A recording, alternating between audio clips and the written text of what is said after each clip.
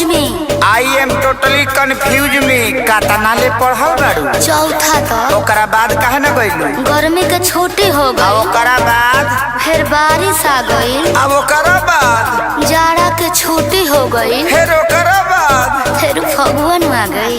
फिर ओकरा बाद रे इतना छुट्टी मरनी नो कि पढ़े के आदत छूट गई। बैगन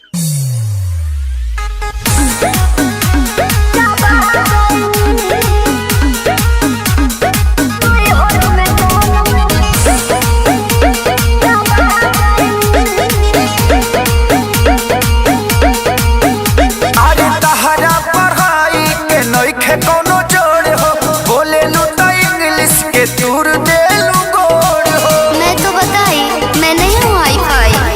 अरे तहरा पढ़ाई के नइखे कोनो जोड़ हो, बोले लू तो इंग्लिश के तूर दे लू गोड़ हो। का चाहतनी जी? ऐसन भाषा से हम पगला गइनी, पगला गइनी।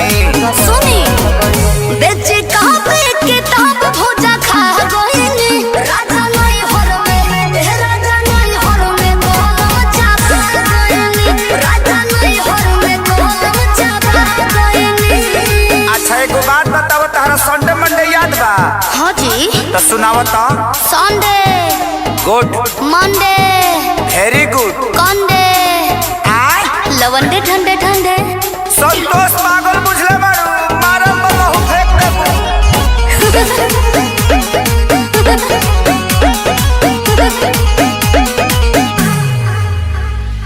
अनपढ़ के तू ताला कहलू एजेंसी रह, तू पढ़ल होई ते आशा में वैकेंसी। भोग भोग बुतत रहे पढ़े घरे दियावा। पियावा रे पियावा, पियावा रे पियावा। तो गलती भइल तो से शादी करके कहा कोइनी, ई का कोइनी। बेचे कापे किताब भोजा खा गइनी। राजा नहीं हर में, राजा नहीं हर में गोलम चापा गइनी। राजा नहीं हर में गोलम चापा गइनी। बाप रे बाप, लागत है कि अब हम डिप्रेशन में चल जाए। ठीक बा, आय? अकेले जाई? हाँ। जाते में तो जाके देखी। हाँ। अब बढ़िया जगह होई नु। हाँ। हम आ ओजे हनीमून मनावल जी डिप्रेशन में। आ घूम घाम के आ चल जाई का? अब ते सफा संतोषरा बना देबे। का भाई कुछ गलती हो गल का? ना ना ना, तू आ गलती।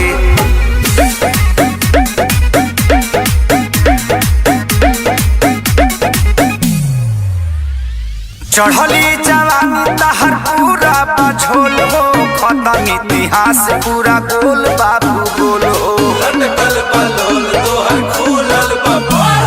चढ़ल बाड़ा जौना पे डूबावा तारा नैया।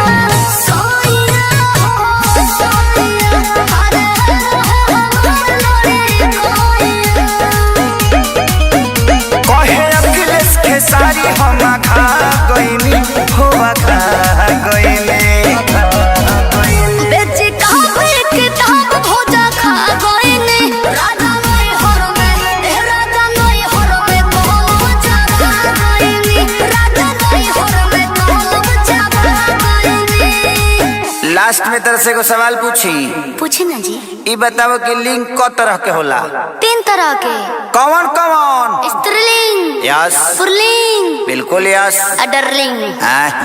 अब बुझा गल दुर्गेश नाई बना देवे ते हमके। पूछी